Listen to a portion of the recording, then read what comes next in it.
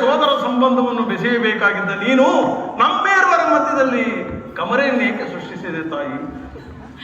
ಅಮ್ಮ, ಪ್ರಪಂಚವೆಲ್ಲವೂ ನನ್ನನ್ನು ದೂಡಿಬಿಟ್ಟಿದ್ದಾಗ, ಅದನ್ನು ಕೇಳಿ ನೊಂದು ಬೆಂದು ಕುಗ್ಗಿ ಹೋಗಿದ್ದಾಗ ಒಂದೇ ಒಂದು ಮಾತಿನಿಂದ ಬಗೆಹರಿಸಬೇಕಾಗಿದ್ದ ನೀನು ಏಕೆ ತಾಯಿ ಸುಮ್ಮನಿದ್ದೆ? ಏಕಮ್ಮ ಸುಮ್ಮನಿದ್ದೆ? ಏಕೆ ತಾಯಿ? ನನ್ನ ಪ್ರಶ್ನೆಗಳಿಗೆ ನಿನ್ನ ಬಳಿ ಉತ್ತರವಿಲ್ಲವೇ? ಹೋಗಲಿ ಬಿಡು ತಾಯಿ, ನನ್ನ ಪ್ರಶ್ನೆಗಳೆಲ್ಲವೂ ನಿನ್ನ ಪಾಲಿಗೆ ಪ್ರಶ್ನೆಗಳಾಗಿ ಉಳಿಯಲಿ.